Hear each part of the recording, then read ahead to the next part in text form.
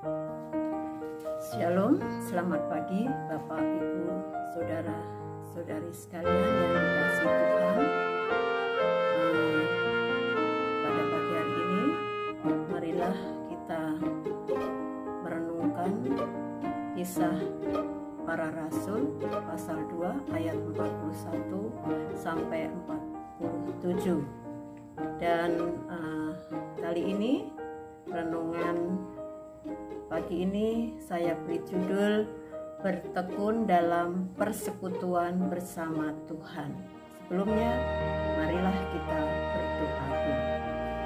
Tuhan Yesus yang baik, terima kasih karena pada pagi hari ini kami sudah bangun dalam keadaan sehat, dan sebelum melakukan aktivitas kami, biarlah terlebih dahulu kami merenungkan firman-Mu, dan kiranya apa yang kami dengar, apa yang kami baca dapat kami pahami dan kami mengerti, sehingga kami mampu untuk melakukan dalam kehidupan kami sehari-hari. Pimpinlah hamba-Mu untuk bisa menyampaikannya dengan baik dan dimengerti. Semuanya ini hanya kami serahkan dalam nama Tuhan Yesus, kami berdoa. Amin. Sebelum kita merenungkan bersama-sama, kita baca dulu ya dari Kisah Rasul pasal 2 ayat 41 sampai 47. Kisah Para Rasul sekali lagi ya. Kita kembali merenungkan dari cara hidup jemaat yang pertama. Orang-orang yang menerima perkataannya itu memberi diri dibaptis, dan pada hari itu juga jumlah mereka bertambah kira-kira 3.000 jiwa. Mereka bertekun dalam pengajaran rasul-rasul dan dalam persekutuan, dan mereka selalu berkumpul untuk memecahkan roti dan berdoa. Maka ketakutanlah mereka semua, sedang rasul-rasul itu mengadakan banyak mujizat dan tanda. Dan semua orang yang telah menjadi percaya tetap bersatu, dan segala kepunyaan mereka adalah kepunyaan bersama. Dan selalu ada dari mereka yang menjual harta miliknya, lalu membagi-bagikannya kepada semua orang sesuai dengan keperluan masing-masing. Dengan bertekun dan dengan sehati, mereka berkumpul tiap-tiap hari dalam bait Allah. Mereka memecahkan roti di rumah masing-masing secara bergilir, dan makan bersama-sama dengan gembira dan dengan tulus hati, sambil memuji Allah, dan mereka disukai semua orang. Dan tiap-tiap hari Tuhan menambahkan jumlah mereka dengan orang yang diselamatkan. Jadi cara hidup jemaat yang pertama ya, ini terjadi setelah murid-murid menerima Roh Kudus di Yerusalem.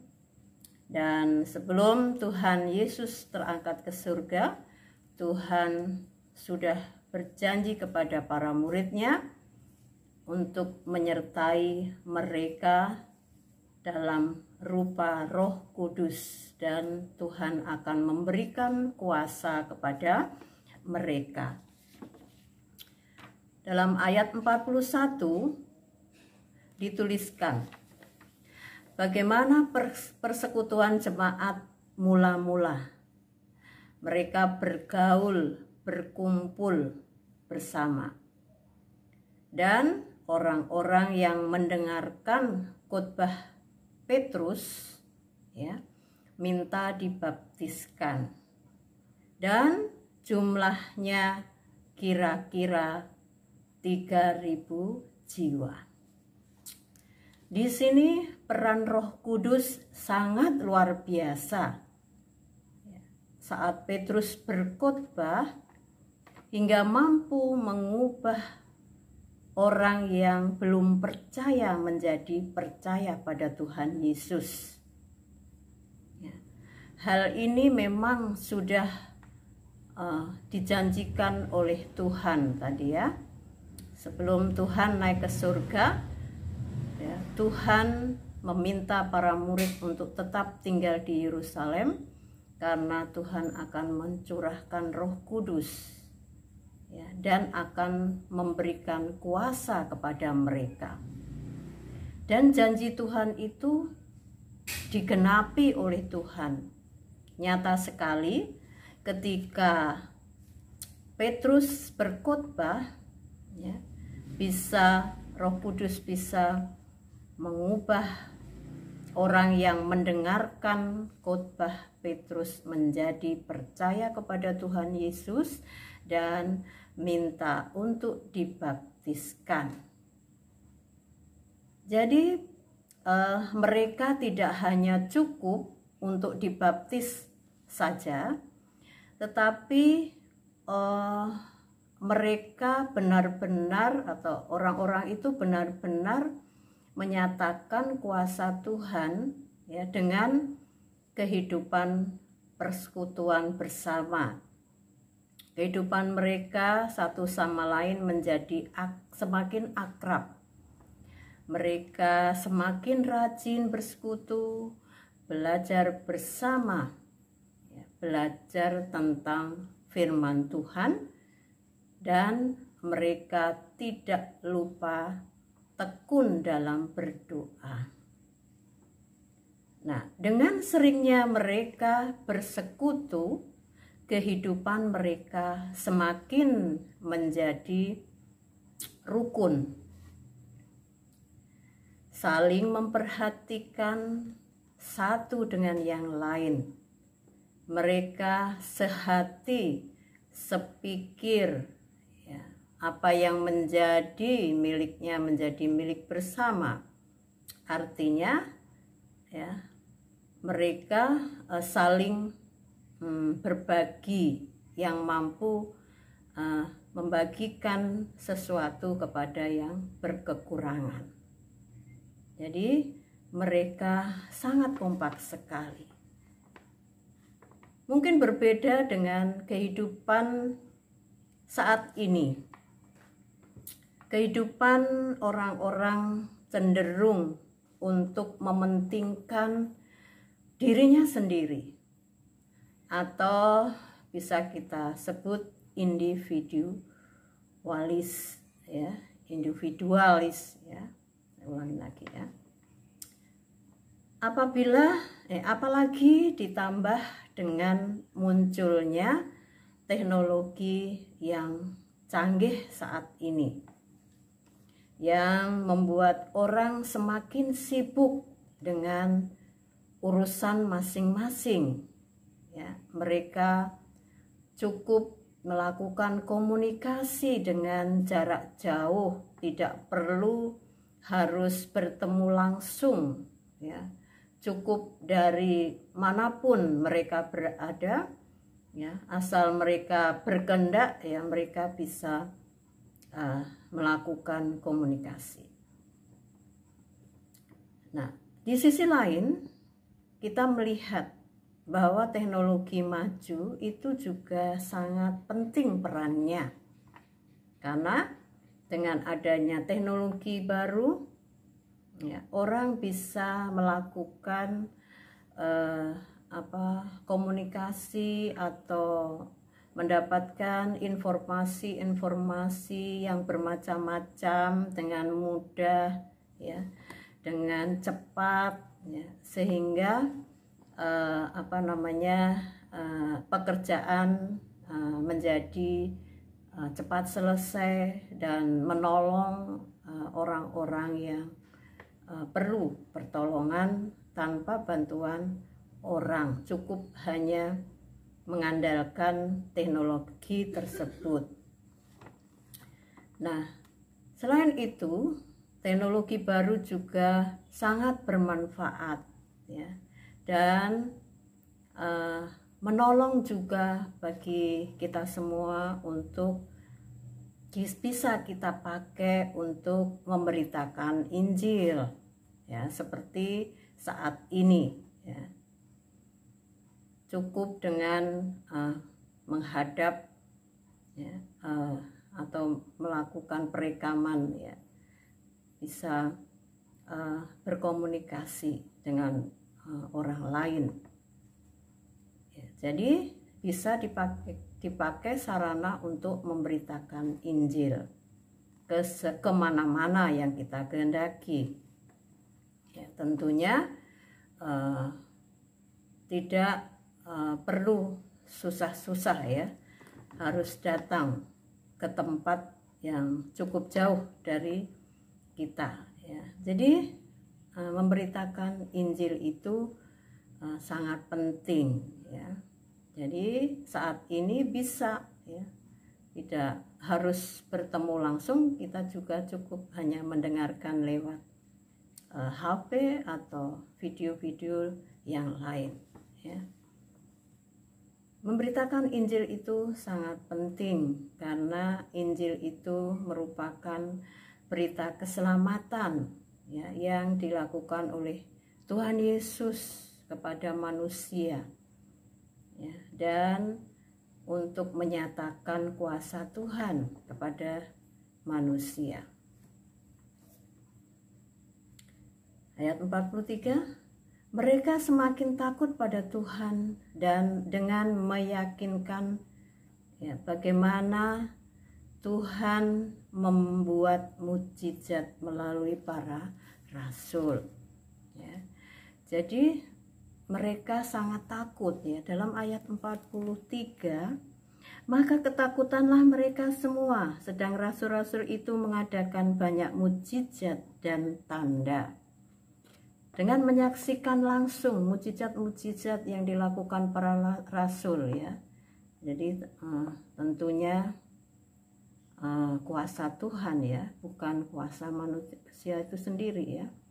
Orang-orang yang melihatnya menjadi takut ya. Takut apa? Takut betapa Tuhan itu sangat berkuasa ya. Karena apa? Karena manusia tidak bisa melakukannya ya. Hanya Tuhan yang bisa membuat mukjizat ya. Tuhan membuat mukjizat melalui para rasul yang disaksikan oleh mereka atau orang-orang di sekitar mereka. Dengan menyaksikan mukjizat Tuhan, mereka semakin yakin dan percaya. Kehidupan mereka semakin, dengan adanya persekutuan, kehidupan mereka semakin rukun dengan seringnya berkumpul dalam persekutuan, dan mereka juga saling mengunjungi bersama ya, dari rumah ke rumah. Kemudian mereka juga berbagi tentunya, dan mereka melakukannya dengan gembira dan dengan ketulusan hati. Pada ayat 46, dengan bertekun dan dengan sehati mereka berkumpul tiap-tiap hari dalam bait Allah. Mereka memecahkan roti di rumah masing-masing secara bergilir, makan bersama dengan gembira dan tulus hati. Kegiatan mereka sehari-hari tentunya disaksikan oleh orang-orang yang melihat kehidupan mereka. Kehidupan mereka yang kelihatan damai, rukun ya, dan saling mengasihi, itu membuat orang yang melihatnya semakin sangat menyayanginya, menyukainya. Dan menyaksikan seperti itu, mereka menjadi percaya. Sehingga Tuhan menambahkan jumlah mereka. Jadi dengan menyatakan sikap perbuatan kita sehari-hari yang demikian itu, tentunya bisa membuat orang menjadi percaya ya. seperti halnya yang dilakukan oleh jemaat yang pertama. Nah, dari apa yang sudah kita renungkan tadi, ada beberapa hal yang bisa kita pelajari, yaitu mereka saling menerima satu sama lain dengan penuh sukacita. Jadi tidak ada rasa tersinggung atau menyinggung satu sama lain, karena mereka sudah mengerti, memahami watak mereka masing-masing, ya. Jadi di sini mereka saling menerima satu dengan yang lain, tentunya dengan penuh sukacita. Yang kedua, mereka menjadi membiasakan diri untuk belajar bersama, ya, belajar bersama, memuji dan memuliakan nama Tuhan. Ya, jadi membiasakan diri sikap-sikap yang baik, kemudian belajar firman bersama-sama dan saling melengkapi satu dengan yang lain. Yang bertujuan tidak ada yang lain, yaitu memuliakan nama Tuhan. Dan yang ketiga, selalu berusaha memperkuat persekutuan bersama. Ya, jadi mereka selalu rindu untuk bertemu, ya. Untuk itu mereka harus membuat atau menumbuhkan atau selalu berusaha bagaimana ya supaya bisa bertemu, bisa bersekutu bersama. Jadi mereka ada yang bisa menimbulkan ide-ide yang baru, ya, untuk memperkuat persekutuan mereka. Dan yang keempat, mereka membangun kebersamaan dengan cara seringnya mereka bertemu, berkumpul dan makan bersama, ya. Dengan makan bersama. Jadi makan itu juga merupakan sarana komunikasi, ya. Ya, jadi dengan adanya makan bersama, berkumpul itu orang bisa bercakap-cakap dengan leluasa, dengan saling melengkapi, dan di situ menjadi akrab satu dengan yang lain.